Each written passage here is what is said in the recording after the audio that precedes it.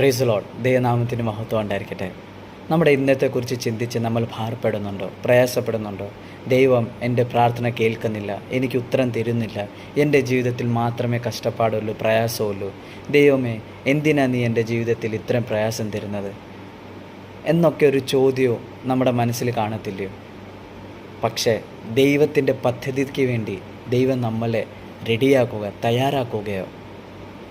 ദൈവം നമുക്ക് വേണ്ടി കരുതി വെച്ച അനുഗ്രഹത്തിനെ പ്രാപിക്കാൻ വേണ്ടി ദൈവം ഇന്നേ നമ്മളെ തയ്യാറെടുക്കുക. ദൈവം ചെയ്യുന്ന പ്രവൃത്തി നമുക്ക് ചിലപ്പോൾ ഇപ്പോൾ മനസ്സിലാകത്തില്ലായിരിക്കും, പക്ഷേ പിന്നെ ദൈവത്തിൻ്റെ പ്രവൃത്തി നമുക്ക് മനസ്സിലാവും. അത് എൻ്റെ നന്മയ്ക്കായി വേണ്ടിയായിരുന്നു ദൈവം എൻ്റെ ജീവിതത്തിൽ ഒരു കഷ്ടപ്പാട് തന്നെ, ഒരു പ്രയാസം തന്നെ എന്ന് നമുക്ക് മനസ്സിലാവും. ദൈവത്തിൻ്റെ വചനത്തിൽ അത് വ്യക്തമായിട്ട് എഴുതിയിട്ടുണ്ട്. യോഹന്നാൻ 13:7 എഴുതിയിട്ടുണ്ട്, ഞാൻ ചെയ്യുന്നത് നീ ഇപ്പോൾ അറിയുന്നില്ല, പിന്നെ അറിയും എന്ന് ഉത്തരം പറഞ്ഞു.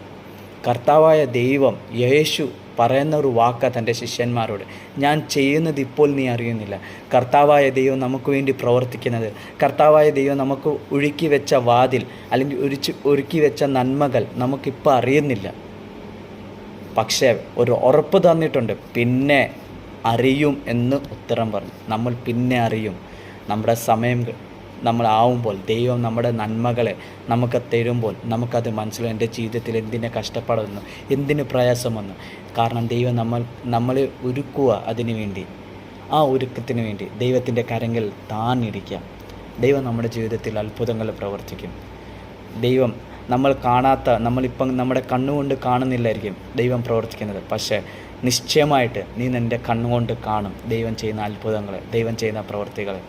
ദൈവം ഈ വചനങ്ങളാൽ നിങ്ങളെ അനുഗ്രഹിക്കുമാറാട്ടെ. ആമേൻ.